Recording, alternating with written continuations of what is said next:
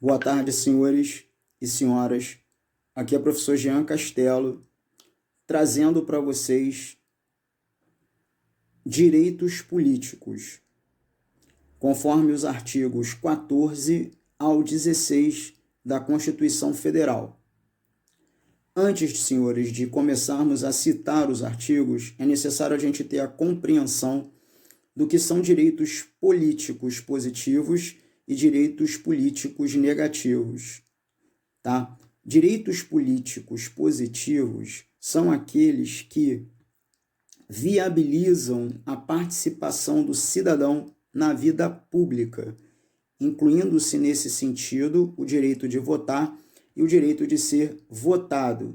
O direito de votar, senhores, nada mais é do que a capacidade eleitoral ativa e o direito de ser votado, a capacidade eleitoral passiva. Nós temos ainda a soberania popular, que está bem definida no artigo 1º, parágrafo único da sua Constituição Federal, que pode tanto se dar de maneira direta como de maneira indireta. Maneira direta, plebiscito, referendo e iniciativa popular. Maneira indireta é na eleição de representantes. Nós temos ainda, senhores, nesse caso, tá? Como a gente já citou, né, a capacidade eleitoral ativa e a capacidade eleitoral passiva, nós temos a questão do sufrágio, tá? Nesse caso, sufrágio universal. Nós temos também o voto, que é direto, secreto, periódico e universal. Sempre lembrando para vocês que nessa questão, artigo 14, artigo 14, caput, tá? Do artigo 14, ele trata do sufrágio universal, que é exercido através de quê? Do voto direto e secreto.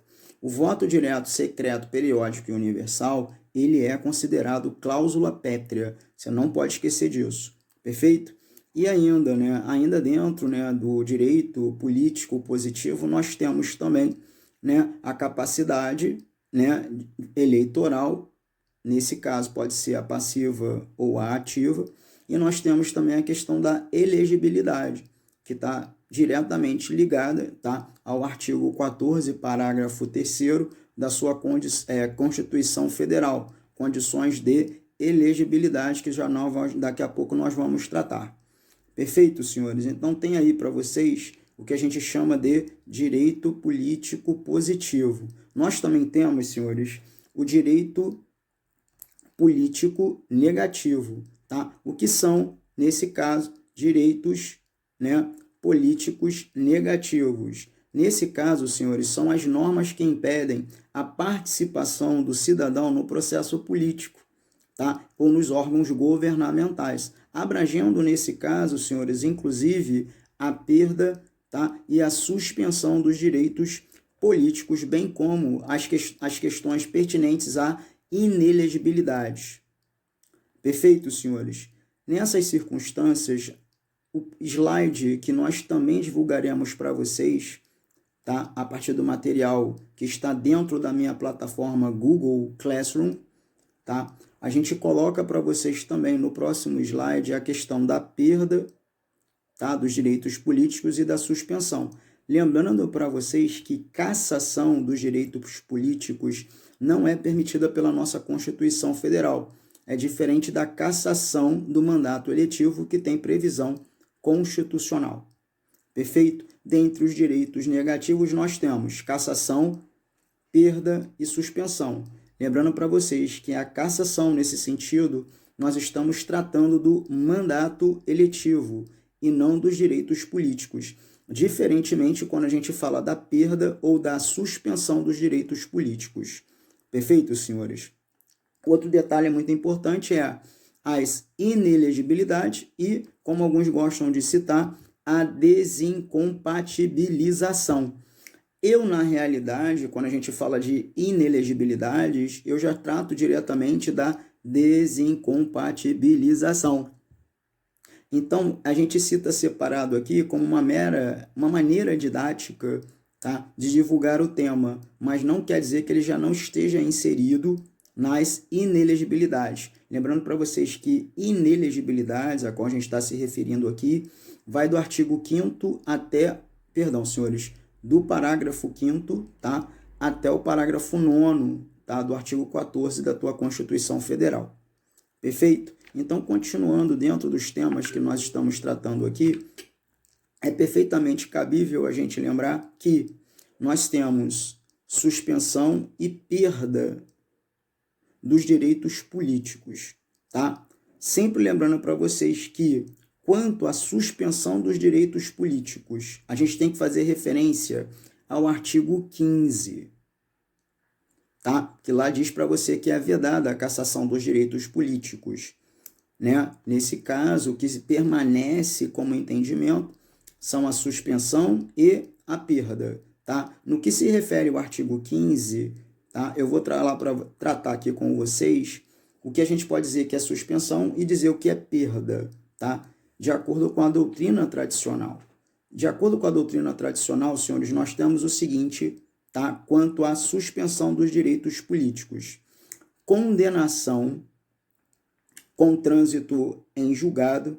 Essa condenação, senhores, ela tem que ser uma condenação criminal, não importando o tipo de crime. Pode ser, na realidade, a norma penal, lei especial, lei extravagante, bem como contravenção penal, tá? A Constituição Federal não distinguiu. Então, se ela não distinguiu, a gente trata tanto da norma penal, crimes, quanto da contravenção penal, tá? Mas, nesse caso, o indivíduo tem que ser o quê? Condenado com trânsito em julgado. Por que é necessário o trânsito em julgado? Em razão da vigência do princípio da inocência. Enquanto não houver trânsito em julgado, tá? Muitos consideram esse indivíduo como preso provisório. E o preso provisório, ele pode exercer os seus direitos políticos, porque não estará suspenso. Perfeito, senhores? Tá? Há quem entenda que aquele que já foi condenado em primeira instância não possa mais exercê-los. Aí vai depender do entendimento. Outra questão bem pertinente aqui é aquele que pratica, tá, atos de improbidade administrativa. Também estará suspenso dos seus direitos políticos conforme a norma constitucional. Tá? É sempre bom lembrar. Quando a gente fala dos atos de improbidade previstos na Constituição Federal, tá, a gente fala também no caso, da suspensão dos direitos políticos.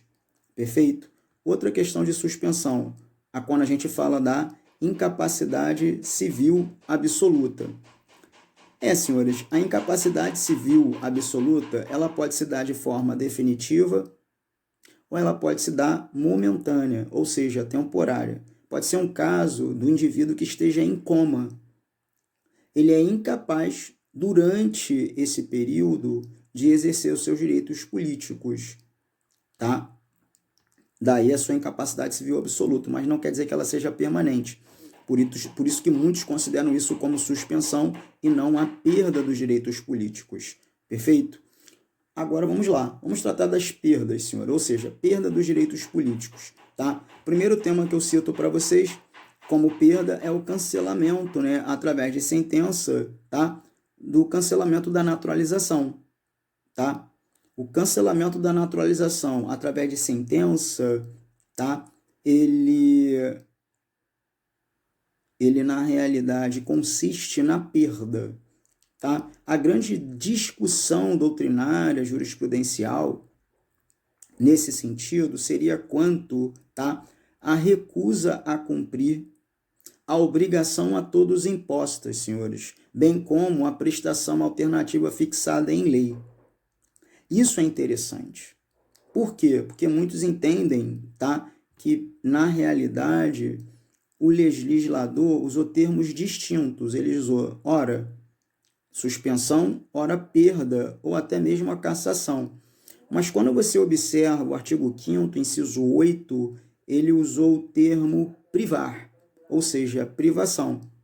Tá? No entendimento da doutrina majoritária, é lógico, eu estou aqui observando, tá? No entendimento da doutrina majoritária, senhores, tá? É manso e pacífico isso, é de que é uma perda. Agora, com relação ao Tribunal Superior Eleitoral, aqui é o problema, tá? O TSE, senhores, não considera como perda, eles consideram como suspensão. Por quê? porque cessarão, tá? Ou cessará a perda, nesse caso, esse caso é bem sentido porque é privação, né? Ou seja, estará cessada a privação dos direitos, nesse caso, né? Nesse caso, direitos políticos, quando a pessoa prestar, tá? Prestar o quê? Realizar a prestação alternativa fixada em lei.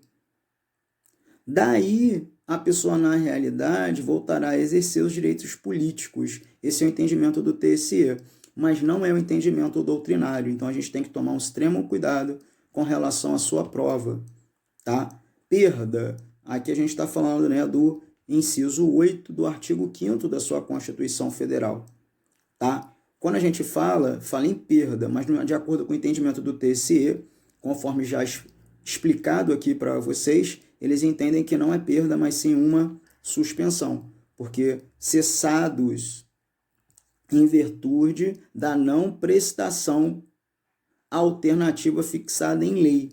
Se o indivíduo, na realidade, se prestar, automaticamente vai se cessar e ele volta, né, a promover, né, a realizar os seus direitos políticos. Perfeito, senhores? Então, vamos continuar. Aí vem lá para vocês, senhores, né, a definição de soberania popular, né? Vem lá para você a soberania, nesse caso, para o exercício do sufrágio universal. Soberania popular, definição está lá prevista no artigo 1º, parágrafo único da sua Constituição Federal. Lá no artigo 14, nós temos a soberania popular será exercida pelo sufrágio universal. Aí vem e pelo voto direto e secreto, com valor igual para todos, nos termos da lei, mediante, bem para você, plebiscito, referendo, iniciativa popular. Essa é a maneira direta. Tá ok, senhores? Quando eu elejo o representante, é a forma, né, indireta. Sempre lembrando para vocês, senhores, que a eleição através do voto, ela se dá de forma direta e secreta, tá? Então, em ambos os casos, tá? Eu tenho, na realidade, o voto direto e secreto. A eleição será de forma direta e não eleição de forma indireta, apesar de a gente ter previsão na Constituição Federal da eleição indireta, prevista no artigo 81, parágrafo 1º da tua Constituição Federal. Perfeito, senhores? Aí vamos continuar. De acordo aqui, senhores, com a gente faz a leitura, tá? Eu fiz a definição, tá, do que é cada um dos sufrágios. Eu defini para vocês o que é um sufrágio universal, defini para vocês o que é um sufrágio restrito, comentei com vocês também o que é um sufrágio censitário e um sufrágio capacitário, tá? O universal, senhores, ele já trata, tá? Ele já, vamos dizer assim, se autoexplica. Ou seja, é o direito concedido a todas as pessoas que cumprem os requisitos básicos previstos na Constituição Federal. Perfeito? Aí depois nós temos o restrito. Nesse caso, é bem, né, autoexplicativo também na minha forma de ver. O que é o restrito? Ele exige condições especiais para o exercício do voto, tá? Nós também temos o voto censitário. São aqueles que você tem que apresentar uma qualidade econômica, se é que você me entende. Perfeito? E nós temos o capacitário, né? Gente, capacitário é aquele que exige uma capacidade intelectual para o exercício do voto, tá? Então tá basicamente explicado aí para vocês os 4 tipos de sufrágio. Perfeito, senhores? Universal, restrito, censitário e capacitário, tá? Depois a gente coloca para vocês, senhores, dentro desse esquema que a gente montou, tá? A gente define para vocês o que é o voto, tá? O voto é o direito que todos nós temos, tá? Quando a gente fala de voto direto, é aquele que não exige intermediários. Ninguém pode intermediar pela gente, ninguém pode votar pela gente, tá? É ato personalíssimo do indivíduo, ninguém o exerce além de nós mesmos, tá? Isso é o voto direto, perfeito? Outro detalhe que a gente coloca aqui para vocês é o seguinte, secreto, tá? Secreto, senhores, na realidade o próprio nome já fala, tá? Ou seja, é somente você que guardará né, a quem você atribuiu o seu voto. É o que a gente chama também de voto, né, nesse sentido, né, a gente fala que é voto australiano, porque esse tipo, né, de voto, ele foi criado na Austrália, tá, em 1856. Perfeito? Outro detalhe, igual para todos, ou seja, é o que a gente usa, né, muito na doutrina, na definição e etc e tal, que é one man, one vote, ou seja, um homem, um voto. Só que esse voto é de igual valor para todos, independentemente de classe social, cultural, tá? Isso independe, é de igual valor para todos. Outro que tem ali para vocês, tá? É o voto, que ele tem que ser periódico, tá? O que é um voto periódico, senhores? É a frequente alternância, né, no poder.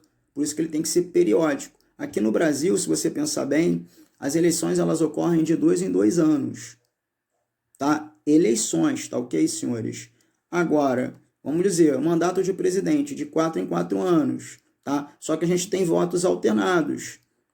Nesse caso, vai depender do quê? Da competência, ou seja, competência federal, competência estadual, competência municipal, tá? Apesar dos 4 em 4 anos, eu estou falando de uma forma geral. Ela se dá de 2 em 2, então ela é de forma alternada e bem periódica. Tá ok, senhores? Nós não temos um sistema eleitoral, nesse caso, unificado, ou seja, de que o voto, né, se dê em nossos representantes, né, de 4 em 4 anos, conforme os seus mandatos. Isso seria muito econômico para o país, mas infelizmente a gente não tem essa metodologia, então as eleições, tá, elas ocorrem de 2 em 2 anos num sistema eleitoral, né, que eu falo aqui, com relação à República Federativa do Brasil de uma maneira completa, inteira. Tá ok, senhores? Então, continuando. Aí nós temos, né, a definição agora, senhores, do que é plebiscito, do que é referendo e do que é iniciativa popular. De maneira resumida, já que você vai ter o material em mãos, tá, para fazer a breve leitura do que eu vou tratar aqui, o plebiscito nada mais é do que eu buscar a aprovação da população, tá, após, né, ela ser convocada para o plebiscito, acerca de uma norma que ainda será inserida em nosso ordenamento jurídico, tá? Então, na realidade, o plebiscito ele é prévio, é antes da inserção de alguma norma, tá? Nesse caso também, né, a gente fala muito, pode ser ato administrativo, tá? Além de ato legislativo, tá? Antes dele ser inserido no nosso ordenamento jurídico. O referendo já é ao contrário, tá? O que o referendo é? A norma, ela já existe, ela já está inserida no nosso ordenamento. Mas em razão de um clamor público, ou até pelo entendimento dos nossos poderes, principalmente o poder, nesse caso, legislativo, tá? O que ele vai fazer? Já está inserido. Então, ele vai falar o seguinte, vai perguntar à população, né, consulta popular, se ela quer que esse determinado ato, né, nesse caso, ato legislativo ou administrativo, ele continue, tá, em nosso ordenamento jurídico. Perfeito? Se a população quiser ratificar, ela vai votar favorável. Se ela não quiser ratificar, ou seja, não deseja a confirmação da permanência dessa determinada norma em nosso ordenamento jurídico, o que ela fará? Ela, na realidade, vai o quê? Julgar desfavorável, vai falar não quero, desfavorável, e assim, né, essa determinada norma será extirpada do nosso ordenamento jurídico. Perfeito, senhores? Tá? Aí tem basicamente a diferença, né, do plebiscito e do referendo. O plebiscito é antes, ele é prévio, e o referendo, ele se dá depois. Por que dá-se depois? Porque a norma, tá, o ato legislativo ou o ato administrativo já está inserido no nosso ordenamento jurídico. Perfeito? Gente, a iniciativa popular, tá, ele é um instrumento bem democrático, em que a população pode apresentar projetos de lei, tá? isso é manso e pacífico. É lógico, nada impede que outros poderes, tá? Como o próprio poder legislativo, o judiciário e o executivo também apresentem projetos de lei, tá? Sempre lembrando para vocês que a nível federal nós temos uma regra. Qual é a regra? Aí você lembra do macete. O número do meu apartamento é 1503, tá? Por que 1503? O 1 significa 1%, tá, da população eleitoral nacional. 5. Eu preciso, na realidade, das assinaturas de no mínimo 5 estados, tá, da federação. E o 03, de cada um dessas unidades políticas, de cada um desses estados, eu vou precisar de 0,3% dos eleitores. Perfeito? Então você decora, tá? 1503, 1% da população eleitoral nacional, assinaturas de no mínimo 5 unidades da federação, tá? E ainda 0,3%, nesse caso, dos eleitores de cada uma dessas unidades políticas. Perfeito, senhores? Então você grava aí, tá? Iniciativa popular tem requisitos, perfeito? Mas nesse caso, a nível federal. Se eu falar aqui de nível estadual, a iniciativa popular, tá? Ela vai depender da Constituição estadual de cada estado. Então, cada regramento, perfeito? E ainda, se eu fosse citar os municípios, tá? Eu vou depender de 5%, tá? do eleitorado do município, tá ok, senhores? Então, vamos lá. A nível federal, número do meu apartamento, 1503. Estado, dependerá da Constituição estadual de cada estado. Município 5%, tá, do eleitorado municipal, tá? É o que está previsto na sua Constituição Federal acerca desse tema, tá bom? Outra, senhores, agora a gente cita para vocês alistamento eleitoral e o voto, tá? Sempre lembrando, o alistamento eleitoral e o voto são obrigatórios para os maiores de 18 anos e os menores de 70 anos. É só para você gravar, tá? Maiores de 18, menores de 70. Apesar da sua Constituição Federal informar você que é obrigatório, tá, o voto e o alistamento eleitoral aos maiores de 18 anos. Facultativo. A quem é facultativo? Aí tem lá para você, aos analfabetos, tá? Segundo polo, a gente tem os maiores de 70 anos. E no terceiro, nós temos os maiores de 16 anos e os menores de 18 anos. Tá? Isso é o que diz a Constituição Federal para você acerca de alistamento eleitoral e o voto. Tá ok, senhores? Aí depois nós temos o seguinte, tá? Quem é que não pode se alistar? Aí nós definimos para vocês a partir do artigo 14, parágrafo 2º. Não podem se alistar como eleitores os estrangeiros e durante o período de serviço militar obrigatório, os conscritos. Tá? Sempre lembrando para vocês o seguinte, toma cuidado quando a questão se referir a portugueses, tá, senhores? Porque, de acordo com o artigo 12, parágrafo 1º, que trata dos portugueses que são equiparados a brasileiros, tá? Preenchendo os requisitos. Quais são os requisitos? Residência permanente e direito de reciprocidade, ele poderá exercer os mesmos direitos inerentes a brasileiros, salvo, é lógico, senhores, as restrições previstas em nossa Constituição Federal. Tá? Exemplo disso, cargo privativo de brasileiro nato. Sempre lembrando para vocês que o português, nesse caso, ele será equiparado a brasileiro naturalizado. Tá? Equiparado, senhores, mas ele não precisa, tá bom? Toma cuidado com isso na prova. A palavra estrangeiro aqui não se refere quando o português preencher todos os dois requisitos, na realidade, previstos na nossa Constituição Federal, tá? Ele não se equipara a estrangeiro. Perfeito, senhores? tá?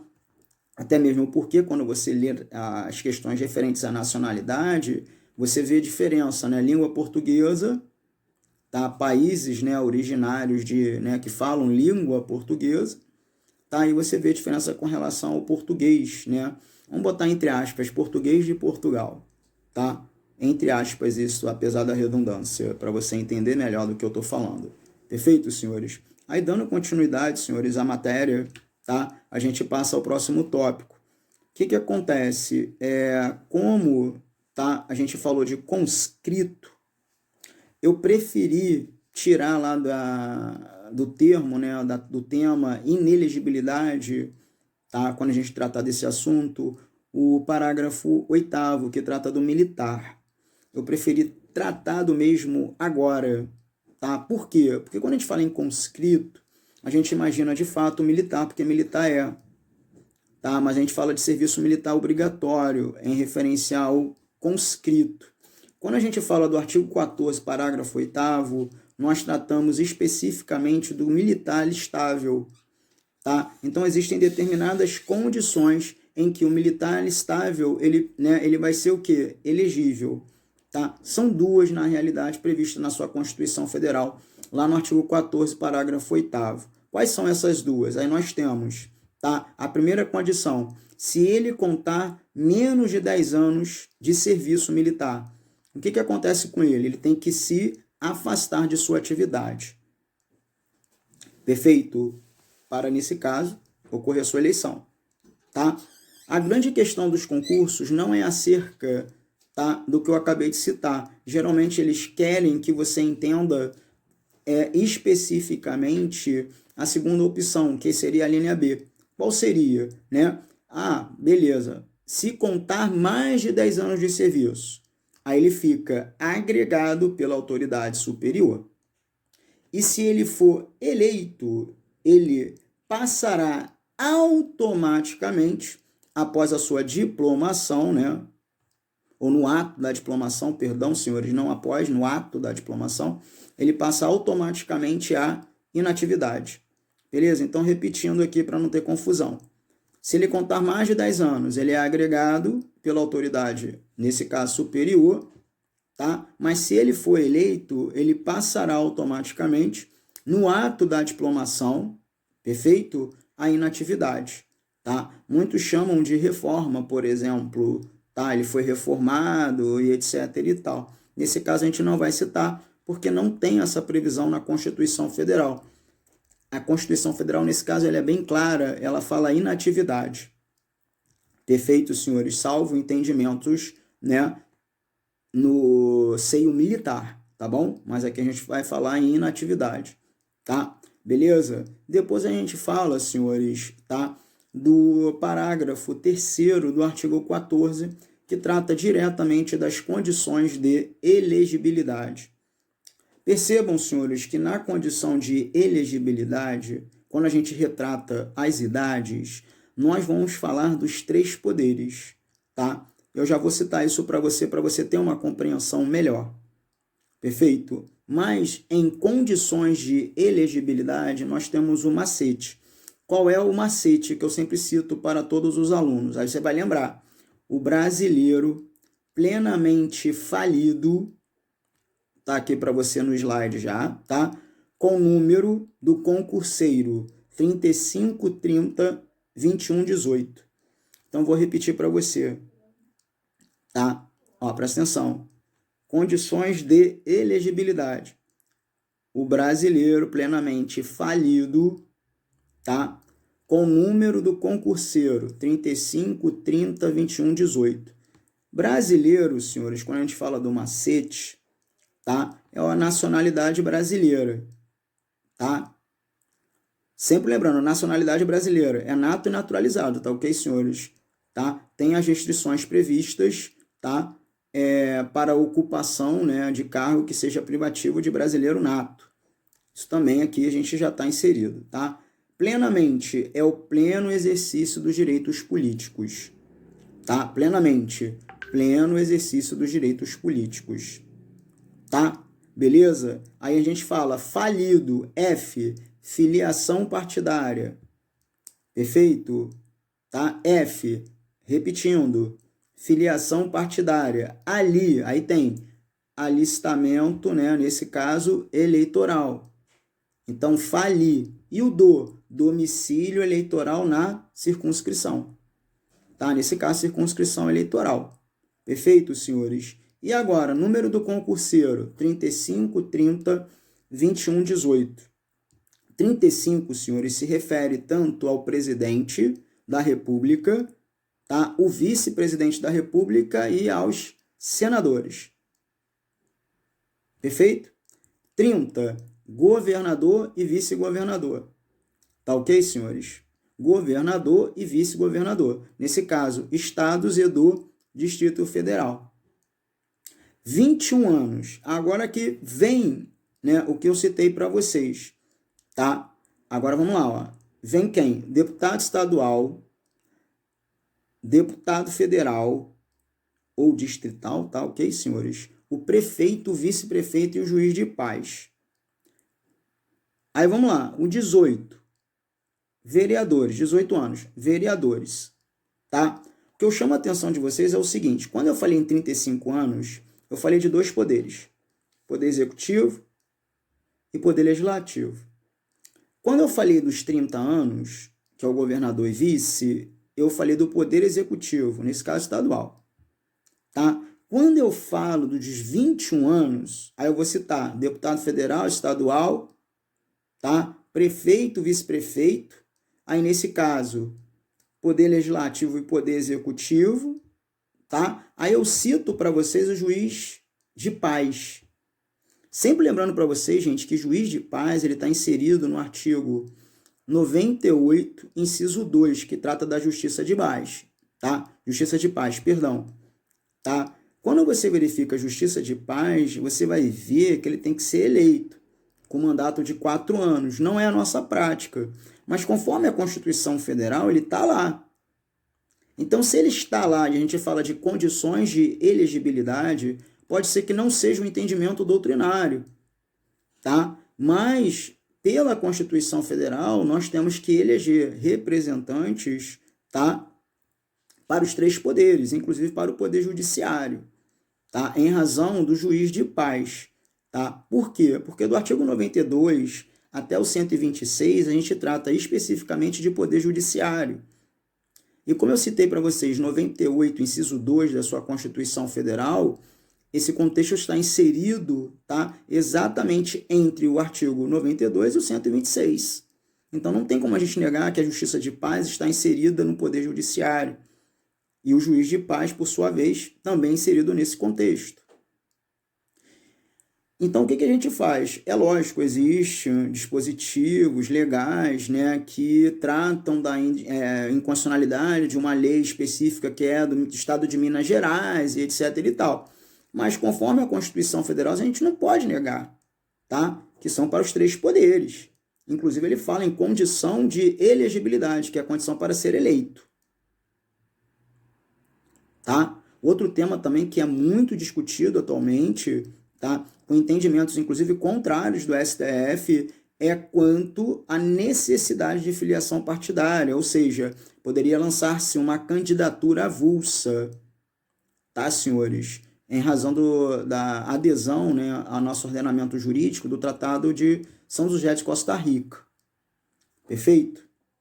Então, dando continuidade, senhores, tá? Depois eu cito para vocês, é lógico, tá? Sempre lembrando para vocês aqui que o parágrafo 4º do artigo 14, ele trata, né, de quem é considerado inelegível, né? Inelegível, a gente acabou de falar de elegibilidade. Quem é considerado inelegível, tá? Aí, nesse caso, são os inalistáveis. Quem é considerado inalistável? A gente já citou, é o estrangeiro e o conscrito, tá? E ainda é considerado, nesse caso, inelegível o analfabeto. A razão é pura, senhores. Qual é? Ele não sabe nem ler e nem escrever. Não entra aqui, senhores, o semi-analfabeto, porque ele é semi. Aqui a Constituição Federal só fala do analfabeto. Se vier essa pegadinha no teu concurso, semi-analfabetismo não é considerado razão para inelegibilidade, tá? Somente o analfabeto e os inalistáveis, nesse caso, conscritos e bem como o estrangeiro.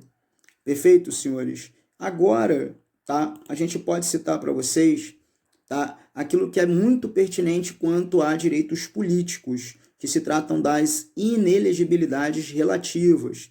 Tá? Gente, inelegibilidade, tá? Nesse caso, salvo engano, que a gente possa citar para vocês, tá?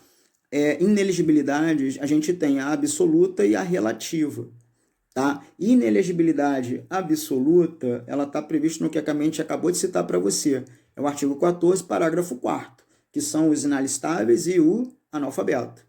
Perceba, senhores, ainda que tem a relativa. A relativa, ela pode se dar pela reeleição, para outros cargos, a reflexa, a do militar que a gente citou em outro momento, que é o artigo 14, parágrafo 8º, tá? Quando eu citei para vocês dos inalistáveis, falei do estrangeiro e dos conscritos, eu preferi, na realidade, citar ali para vocês quais são, né, os militares que podem se alistar e, inclusive, se eleger, tá? Beleza? Eu preferi naquele momento. Aí também tem para você, né, as previsões inseridas em lei complementar, tá? Então tá aí para vocês, né, o que a gente chama de inelegibilidade absoluta, né, nesse caso 14, parágrafo 4º, e a gente tem as inelegibilidades relativas, que vai do parágrafo 5º até o parágrafo 9º.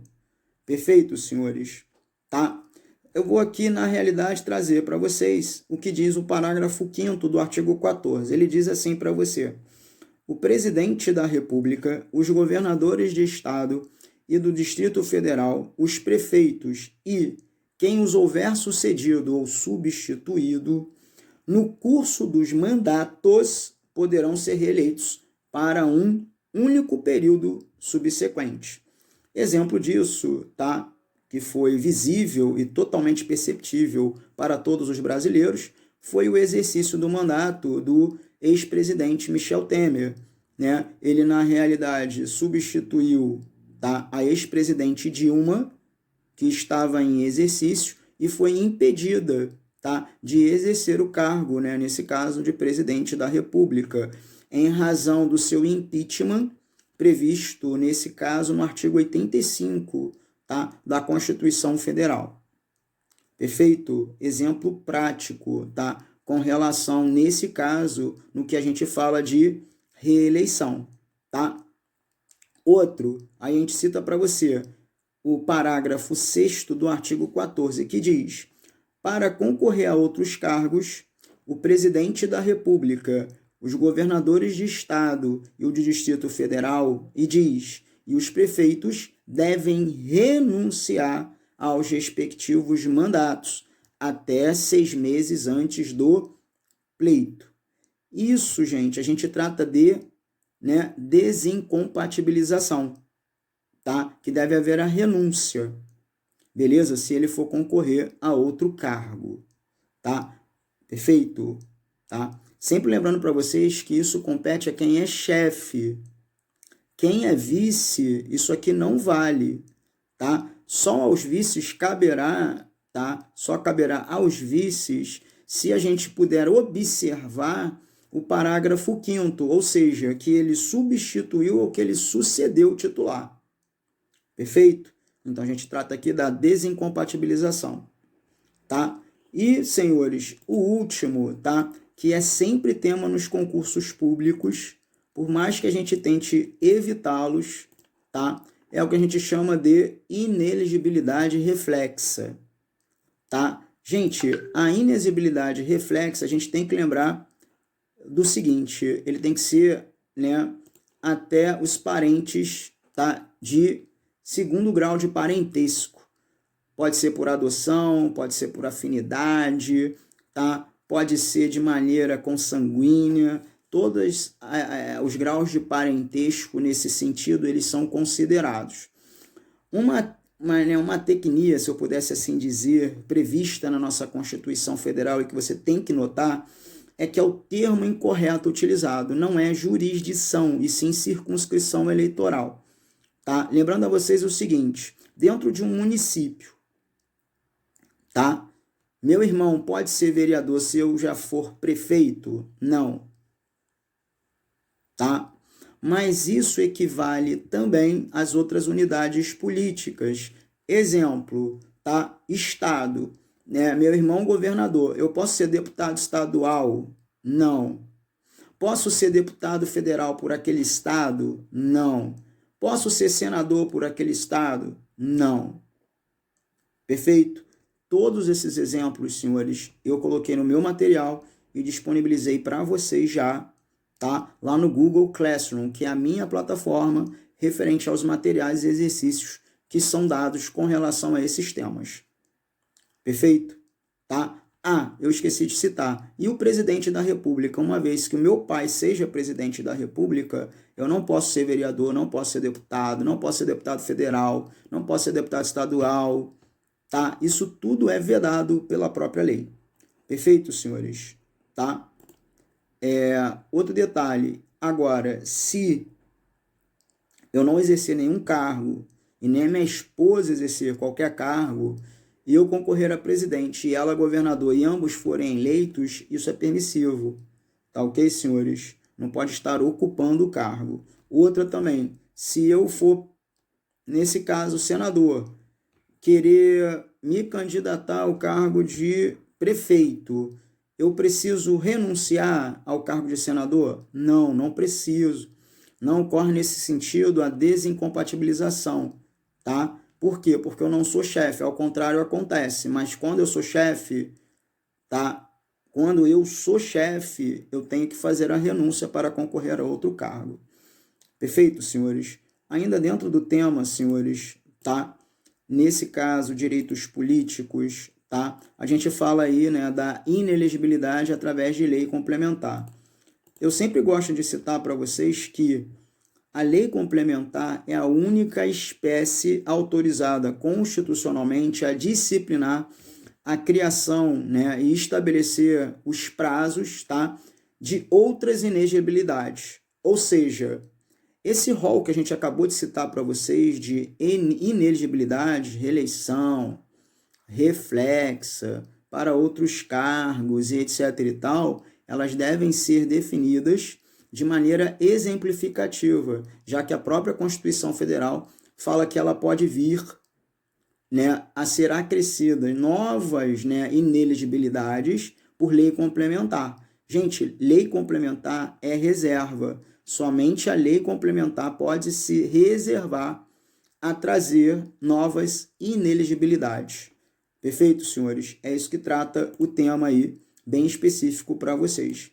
Outra realidade, senhores, que a gente tem que trazer para vocês é um tema pouco citado, tá, por alguns professores, que é a chamada AIME, tá? Eu gosto de falar AIME para você lembrar que é uma ação de impugnação do mandato eletivo, tá? Ah, professor, mas o que viria a ser a AIME, tá? A AIME, senhores, ela nada mais é, tá? Previsão constitucional, senhores, é o artigo 10 e 11, tá? Artigo 10 e 11, perdão, senhores, parágrafos 10 e 11, tá? Do artigo 14 da tua Constituição Federal, tá? Repetindo, parágrafos 10 e 11, às vezes a gente confunde, do artigo 14, tá? Ou seja, o que é, né, a AIME? A AIME é uma ação de impugnação do mandato eletivo, ou seja, é uma ação eleitoral. Isso você não pode ter dúvidas. Ação eleitoral, tá? E por onde vai tramitar essa ação eleitoral? Ela tramita, tá, pela Justiça Eleitoral. Nada mais simples. A justiça especializada nesse sentido é a Justiça Eleitoral, tá? Lembrando a vocês que existem outros tipos de justiça eleitoral. Perdão, senhores, outros tipos de justiça especial, tá? Quais são os outros tipos de justiça especial, né? Acabei de citar para você eleitoral, eu tenho a militar e a trabalhista também, tá? Em razão da competência, o Tribunal de Justiça Estadual e o TRF, nesse caso, Tribunal Regional Federal, competência federal, eles têm caráter residual. Então, o que não for da especializada, caberá a eles. Então, nesse caso, caráter residual. Tá ok, senhores? Outro detalhe com relação à AIME, que é muito importante, tá? Eu vou ler aqui para vocês o seguinte. Quem é que pode ajuizar, tá, a ação de impugnação de mandato eletivo? Isso é muito importante para a sua prova. Quem é que pode ajuizar, tá? Aí sempre lembrando para vocês, ó, partido político, tá? Coligações, candidatos e o Ministério Público Eleitoral. Esses aí são o que a gente chama de sujeitos ativos. Quem é o sujeito passivo? Aí fica óbvio. Quem é o sujeito passivo? Sujeito passivo é o candidato que foi, né, diplomado, foi legitimado e a gente tem alguma coisa, tá, contrária, tá, a essa diplomação. Mas o que seria, tá? O que seria na realidade? Na realidade, ele abusou, né, do poder, nesse caso, poder econômico, tá? Ou ele foi corrupto, ou ele, né, cometeu fraude eleitoral, tá? Em razão disso, eu tenho a AIME, ação de impugnação do mandato eletivo. Quem são aqueles que podem, né? Nesse caso, estão legitimados. Partido político, aí eu coloquei para vocês além dele. Coligações, tá? Candidatos e o Ministério Público Eleitoral, nesse caso. Eles são ilegitimados. Aí você vai me perguntar, mas espera aí, professor, você não falou o cidadão. Não falei, tá? Eu não falei. Se eu não falei, senhores, não existe previsão legal nesse sentido. E na inexistência de previsão legal, tá? O que acontece? Se o cidadão, né, o eleitor, promover esse tipo de ação, tá? Ela vai ser automaticamente indeferida.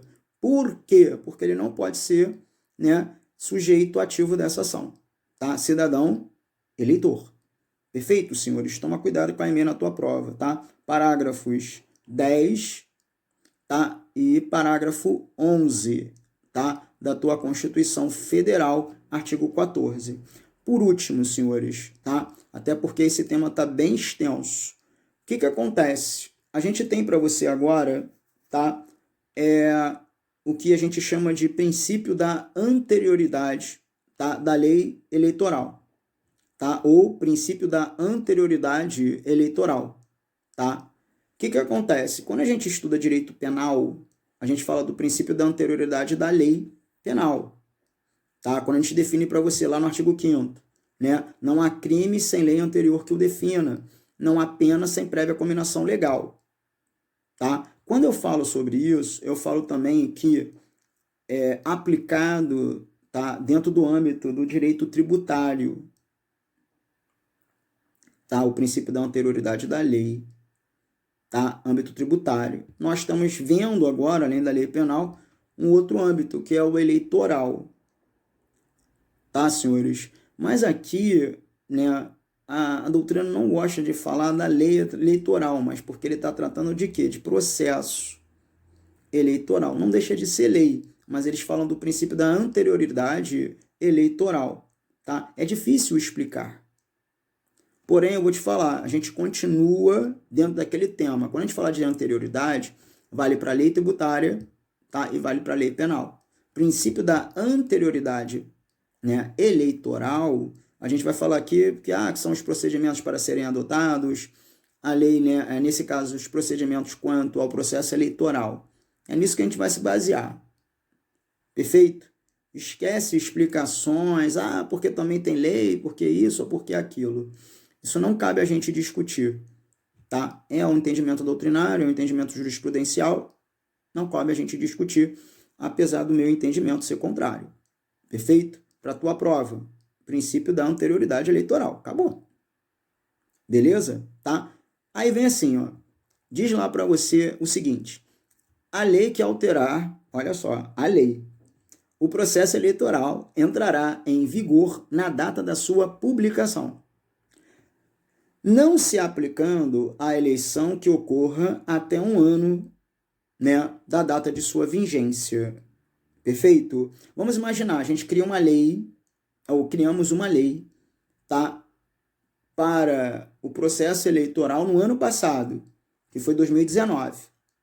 Só que em 2020 nós temos eleições. É lógico, a lei criada, ela já tem aplicação imediata, como está dizendo aqui para você. Ela entrará em vigor na data da sua publicação. Então, por exemplo, editamos, promulgamos, tá? Na data da publicação, ela já está em vigência. Porém, muito embora, entretanto, se houver eleição para o próximo ano, é lógico, senhores, a gente tem que observar a data da eleição e a data da promulgação da lei, para a gente ver a diferença, se vai ter de fato um ano, tá? Porque se não existir essa diferença de um ano, automaticamente ela prevalecerá para o próximo ano, tá? Mas se for dentro do âmbito eleitoral, ela não tem vigência, não tem aplicação. Ah, então quando ela terá aplicação, professor? 2019, 2020, ano de eleição. Pula o ano de 2020, ela vai ter a sua aplicação tão somente em 2021. Isso já foi matéria de discussão, inclusive no plenário do STF, tá? Com relação à aplicação da Lei Ficha Limpa. Perfeito, senhores? Prevaleceu o entendimento de que a aplicação da ficha limpa seria de maneira imediata, tá? O que contraria um pouco o que está escrito aqui. Porém, muito embora, entretanto, foi o que prevaleceu como entendimento. Tá bom, senhores? Então tá aí para vocês, tá? Todos os artigos com relação a direitos políticos, perfeito? Peço a vocês tamanha atenção para que você não erre nada no seu concurso com relação a isso, que é muito importante você não cometer equívocos em relação aos direitos políticos. Peço ainda que a sua base com relação aos direitos políticos sejam o artigo 14, tá? Do parágrafo 5º até o parágrafo 9º, tá? E especificamente no que a gente fala, tá? Quanto à inelegibilidade, tá? Relativa quanto à reflexa, que é por grau de parentesco. É muito importante que você tenha essa base jurídica para o seu concurso. Perfeito, senhores? Aqui é o professor Jean Castelo, encerrando na realidade essa videoaula quanto ao tema direitos políticos. Fiquem com Deus, senhores. Até o próximo vídeo.